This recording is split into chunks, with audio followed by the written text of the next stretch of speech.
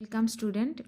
आज हम लोग बात करेंगे about the quick revision on chemical thermodynamics and कुछ क्वेश्चन आंसर सॉल्व करेंगे on the base of CSIR net and IIT JEM and coming examinations में ये वाला टॉपिक बहुत ज़्यादा इम्पॉर्टेंट है। इसमें से तो बहुत सारा क्वेश्चंस आते हैं थर्मोडायनामिक्स से, इसलिए हम इस टॉपिक के साथ आए हैं।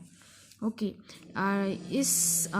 जो हम इसमें ज़्यादा कुछ डिटेल्स में नहीं बोलेंगे, खाली कुछ फॉर्मूला जिसके ऊपर बेस करके और क्वेश्चंस आते हैं, उसमें क्या कॉन्सेप्ट है क्या नहीं है, उन सबको हम लोग पढ़े इस वीडियो में दिखाएंगे। ठीक है। First of all the first law of thermodynamics. Okay, first law of thermodynamics क्या है मेनली आप लोग जानते ही होंगे।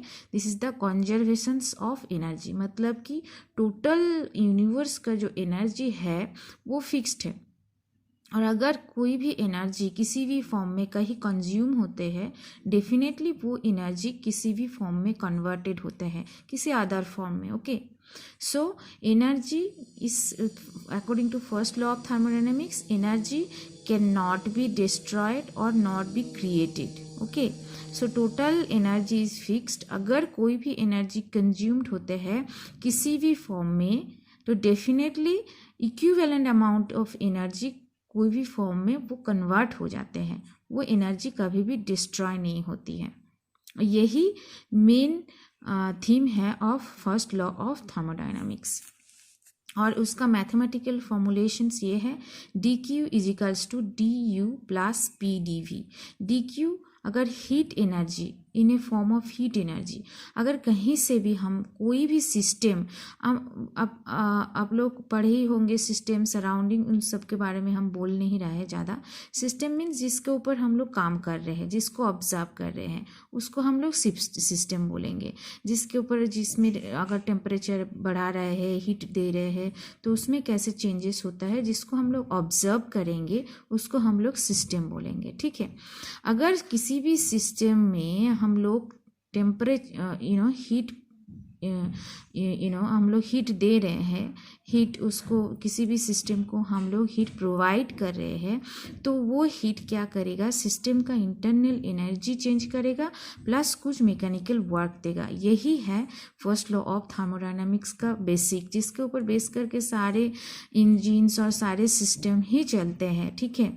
सो dq equals to du plus pdv, this is the form of mechanical energy and this is the change in the internal energy. I would not say that decrease or increase, but change in the internal energy. Okay, so total heat you provide to a system, and system will utilize it by changing its internal energy and performing some mechanical work on the system or by the system. Okay, और ये जो mechanical work का form है, इसमें देखिए जो derivative, अगर इसको हम लोग इंटीग्रेशन करते हैं किसी भी initial state and final state में, तो dv, तो वॉल्यूम का जो वेरिएशंस है उसको हम लोग अगर v1 टू v2 में कन्वर्ट, मतलब इंटीग्रेशन करेंगे, तो हम लोग को मैकेनिकल वर्क मिल जाएगी। अब ये जो मैकेनिकल वर्क है, ये डिफरेंट सिस्टम में डिफरेंट वे में आएंगे। ठीक है। सो इसको भी हम लोग बाद में देखेंगे कि कैसे किस सिस्टम में कैसे वर्क डन को हम लोग कैलकुलेट कर सकते हैं। अब फर्स्ट लॉ थर्मोडायनामिक्स के बाद एक जो फॉर्मूला, वो भी बहुत इंपॉर्टेंट है, जो कि थर्मोकेमिस्ट्री में मेनली हम लोग को सॉल्व करना पड़ता है। न्यूमेरिकल देते हैं उसके ऊपर बेस करके कि कैसे हम लोग एंथैल्पी, चेंज ऑफ एंथैल्पी, हम लोग कोई भी एक रिएक्शन में एंथैल्पी कैसे change of enthalpy in final state, initial state में अगर टेम्परेचर चेंज कर देते हैं कोई भी स्टेट में, अगर एक स्टेट का हम लोग को एंथैल्पी पता है, तो दूसरे स्टेट में कैसे है टेम्परेचर अगर चेंज कर देते हैं, तो वो भी बहुत सारा क्वेश्चंस आते हैं उसके ऊपर, तो उसको भी हम लोग देख लेंगे कि enthalpy H equals to U plus PV। Enthalpy H equals to U means internal energy plus PV work energy. So enthalpy actually both the summations of internal form, this is a form of energy, and this is summations of the internal energy plus PV work energy. Okay, so before going to the calculations of the enthalpy at different temperature and all these things, heat capacity के बारे में हम लोग को थोड़ा सा idea होनी चाहिए. ठीक है, heat capacity mainly two type का होता है. एक तो एट कांस्टेंट वॉल्यूम होती है जो कि CV, एंड एक कांस्टेंट प्रेशर होता है जो कि CP.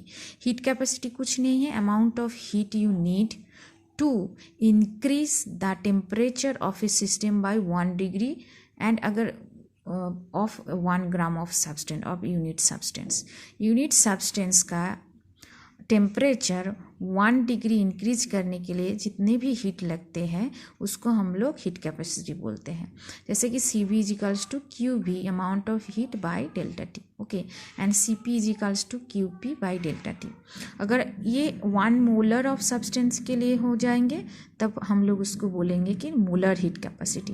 तब हम लोग उसे बाय N से डिवाइड कर देंगे. ठीक है, ओके, बाय N से डिवाइड कर देंगे. Q by N delta T, Q by N delta T. Okay, another formula for CV is du by dt at V, and CP heat capacity at constant volume, and heat capacity at constant pressure, that is P, pressure is equals to dH enthalpy by dt, change in the enthalpy with temperature at constant V, and here change in internal energy with temperature at constant V.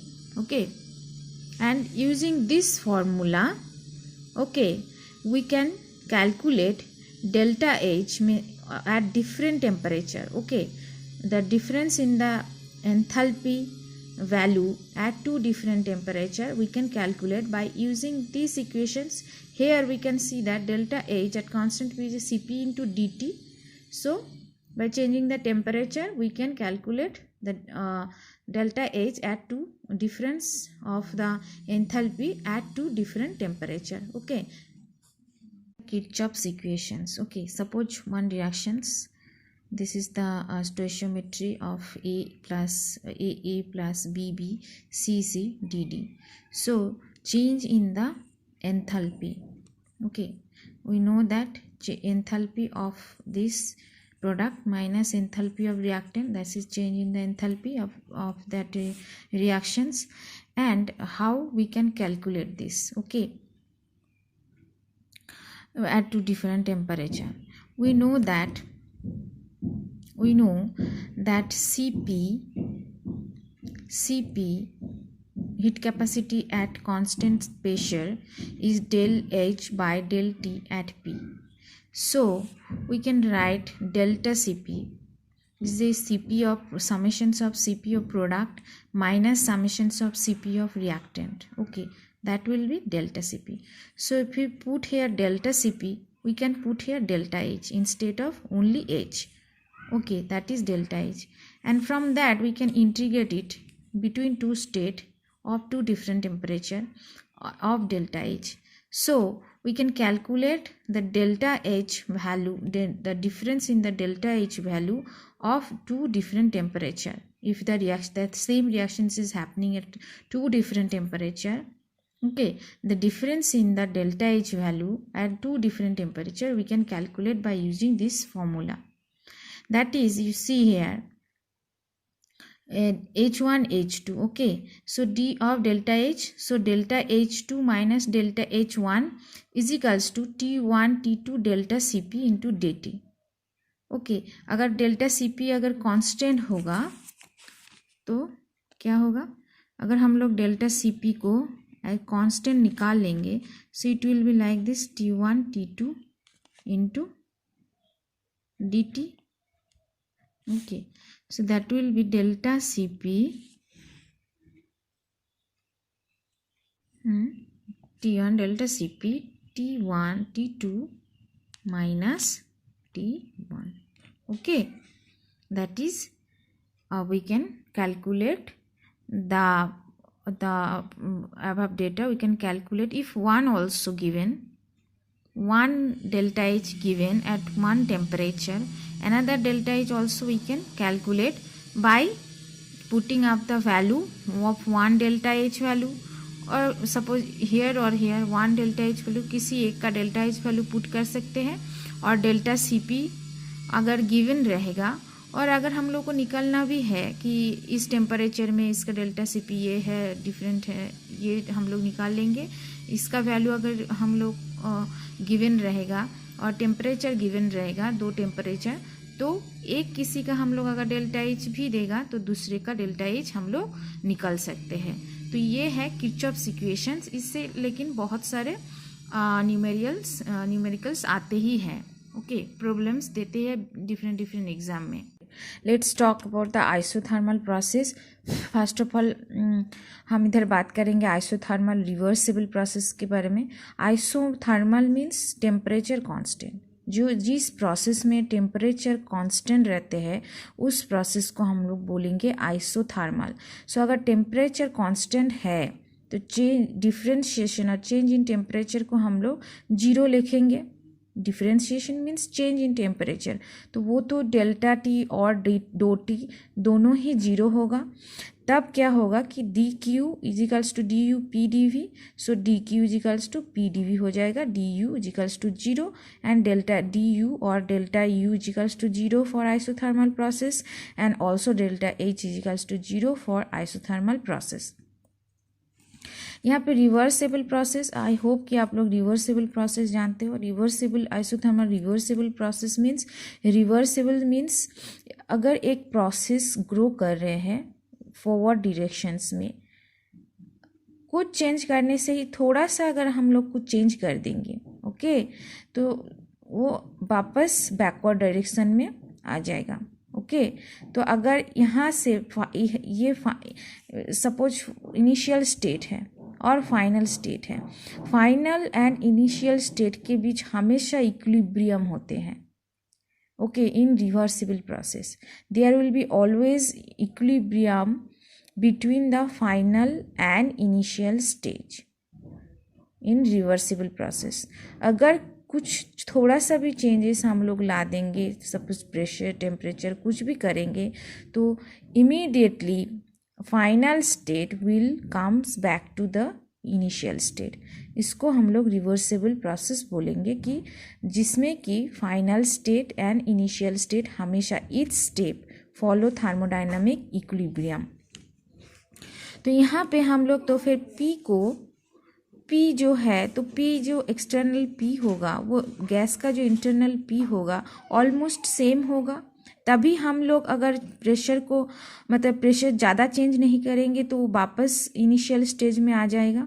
तो यहाँ पे हम लोग लिख सकते हैं P के जगह RT/V, ओके, RT/V हम लोग लिख दिए dV। सो RT dV/V, इसको हम लोग इनिशियल VB एंड VA के बीच में हम लोग इंटीग्रेट करेंगे, जो कि VB is the final volume, VA is the initial volume, and it will comes rise to RT ln VB/VA, okay.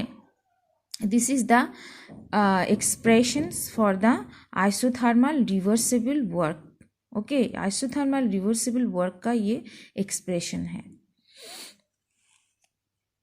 अब कम एक्सपांशन होगा तो प्लस माइनस वो बाद में हम डिस्कस करेंगे जब कार्नोट साइकिल में हम लोग जाएंगे, ठीक है।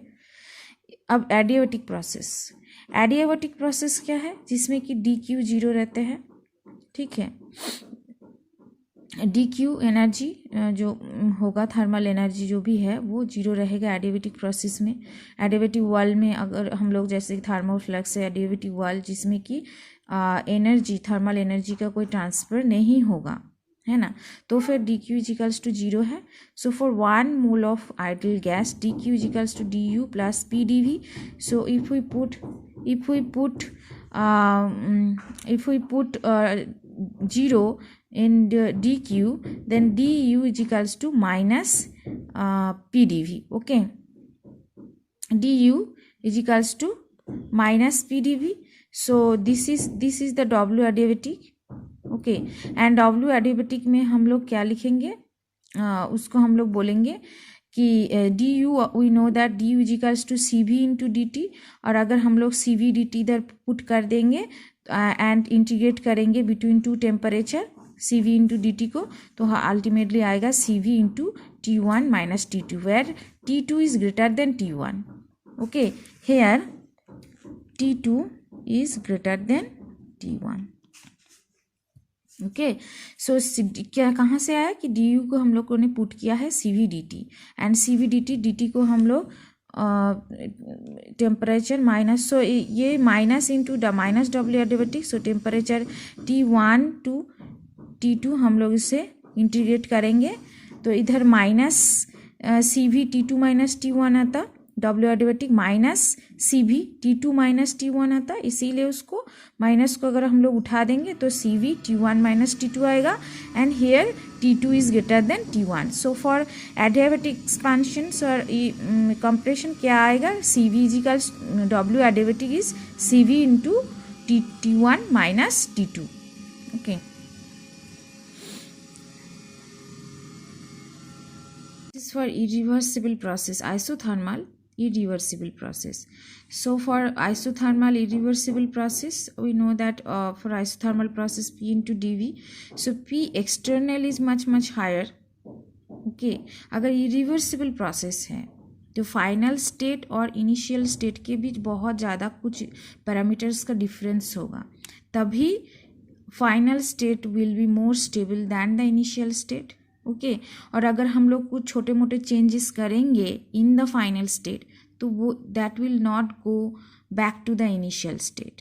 ओके, सो फाइनल स्टेट में अगर हम लोग प्रेशर है कुछ, टेम्परेचर है कुछ, फाइनल स्टेट का वो एक डेफिनाइट वैल्यू होगा, वो एक डेफिनाइट वैल्यू होगा जो कि मच अगर हम लोग एक्सपांशन कर रहे हैं गैस का, तो अगर प्रेशर मच लोअर होगा दैन इनिशियल स्टेट का प्रेशर से, और अगर कंप्रेशन भी कर रहे हैं तो अगर फाइनल स्टेट का जो प्रेशर होगा that will be much more greater than the initial state, तभी final state will be stable than, और फाइनल स्टेट में आएगा जो कि वापस बैक टू इनिशियल स्टेट में नहीं जाएगा. ठीक है ना, जैसे कि इनिशियल स्टेट है, initial state to final state. Final state में अगर कुछ प्रेशर है, टेम्परेचर है, जो भी है, हम लोग अगर प्रेशर, क्योंकि वर्क में प्रेशर में प्रेशर को लेकर हम लोग ज़्यादा सोचेंगे, क्योंकि वर्क किसी का मैकेनिकल वर्क को हम लोग P इंटू डी वी में कर रहे हैं, तो फाइनल स्टेट में अगर एक्सपांशन कर रहे हैं तो फाइनल स्टेट का जो प्रेशर होगा दैट विल बी मच मोर, मतलब बहुत डिफरेंस होगा. अगर लो होगा तो बहुत ज़्यादा लो होगा इनिशियल स्टेट से, तभी फाइनल स्टेट कभी भी वापस इनिशियल स्टेट में नहीं जाएगा, क्योंकि ये इरिवर्सिबल है, इरिवर्सिबल चेंजेस हैं. तो तब हम लोग प्रेशर को कांस्टेंट मान लेंगे, फाइनल स्टेट का जो प्रेशर है उसको एज ए कांस्टेंट टर्म मान लेंगे, जिसका कि एक डेफिनेट वैल्यू है जो कि काफ़ी ज़्यादा डिफरेंट है, काफ़ी ज़्यादा लोअर है और हायर है दैन इनिशियल स्टेट से. सो यहाँ पे हम लोग उसको P एक्सटर्नल करके ही बोल देंगे. तो P एक्सटर्नल प्रेशर जो होगा उस सिस्टम के ऊपर फाइनल स्टेट में वो कांस्टेंट होगा, एंड वो एक डेफिनाइट वैल्यू होगा फॉर इरिवर्सिबल चेंजेस के लिए. तो यहाँ पे P एक्सटर्नल है एंड V2, तो V को अगर V2 माइनस डी को अगर हम लोग करेंगे तो V1 टू V2 को हम लोग V2 माइनस V1 करेंगे. यहाँ पे हम ये W माइनस दिए हैं, वो कन्वेंशन के ऊपर दिए हैं. अगर work done by the system और work done on the system, उसके ऊपर जो कि वर्क डन अगर बाय द सिस्टम होते हैं, जो कि जनरली उसको माइनस से साइन करते हैं, और अगर work done on the system होते हैं तो वो प्लस साइन होते हैं. ठीक है, तो क्या होता है P, इसको अगर हम लोग ओमिट कर देंगे तो जनरली क्या होगा कि W आइसोथर्मल इरिवर्सिबल चेंज में जो वर्क होगा वो होगा P external V2 minus V1. यहाँ पे थोड़ा सा हम लोग CP एंड CV का कुछ वैल्यू जान लेते हैं, क्योंकि ये सब वैल्यू को पुट करके बहुत सारा क्वेश्चन आते हैं जिसको कि सॉल्व करना पड़ता है कि मोनो एटॉमिक, डाई एटॉमिक और नॉन लीनियर पॉली एटॉमिक के लिए CV का वैल्यू क्या है, CP का वैल्यू क्या है, और CP माइनस CV जिसको गामा बोलते हैं उसका वैल्यू क्या है, वो उसको पुट करके हम लोग को बहुत सारा प्रॉब्लम सॉल्व करना पड़ते हैं। तो मोनो एटॉमिक के लिए 3r/2 है CV, CP है 5r/2 एंड जो गामा है 1.67 है। डाई एटॉमिक के लिए है 5r/2 CV, CP 7r/2 and जो गामा है उसको 1.4 एंड नॉन लीनियर पॉलीएटॉमिक के लिए CV है 3r, CP 4r and gamma is 1.34। अब CP CV क्या है आप लोग जानते ही होंगे कि CV है heat capacity at constant volume and CP है heat capacity at constant pressure.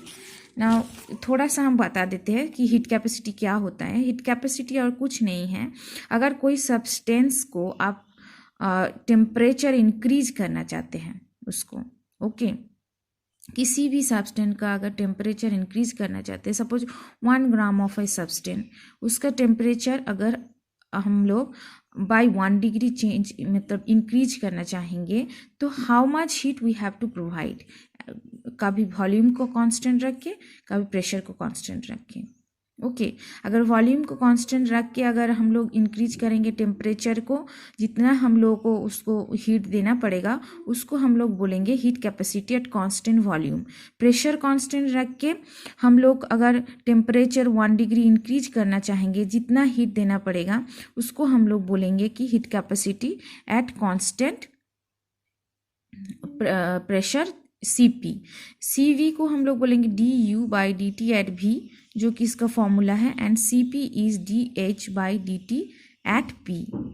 Okay so mainly temperature change है, कितना हीट देना पड़ता है।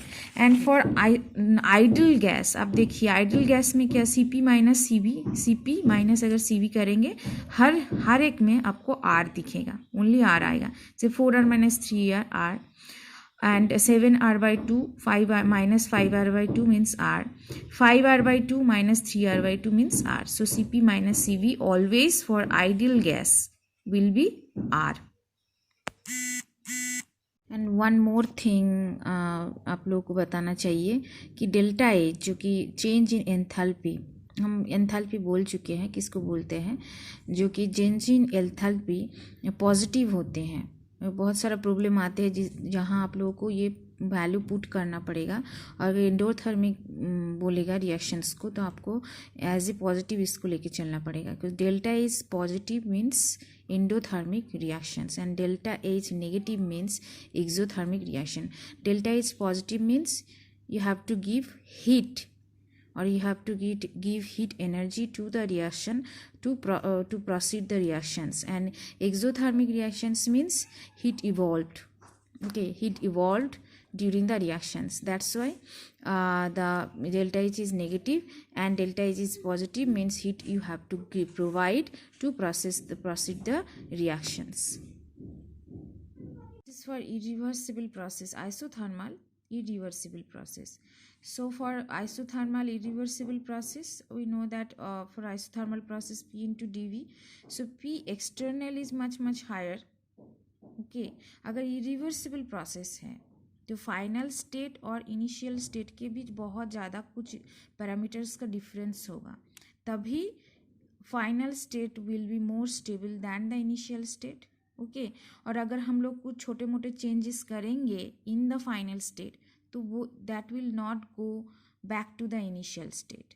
ओके सो फाइनल स्टेट में अगर हम लोग प्रेशर है कुछ, टेम्परेचर है कुछ, फाइनल स्टेट का वो एक डेफिनाइट वैल्यू होगा, वो एक डेफिनाइट वैल्यू होगा जो कि मच अगर हम लोग एक्सपांशन कर रहे हैं गैस का तो अगर प्रेशर मच लोअर होगा दैन इनिशियल स्टेट का प्रेशर से, और अगर कंप्रेशन भी कर रहे हैं तो अगर फाइनल स्टेट का जो प्रेशर होगा that will be much more greater than the initial state, तभी final state will be stable than, और फाइनल स्टेट में आएगा जो कि वापस बैक टू इनिशियल स्टेट में नहीं जाएगा, ठीक है ना। जैसे कि इनिशियल स्टेट है, initial state to final state. Final state में अगर कुछ प्रेशर है, टेम्परेचर है, जो भी है, हम लोग अगर प्रेशर, क्योंकि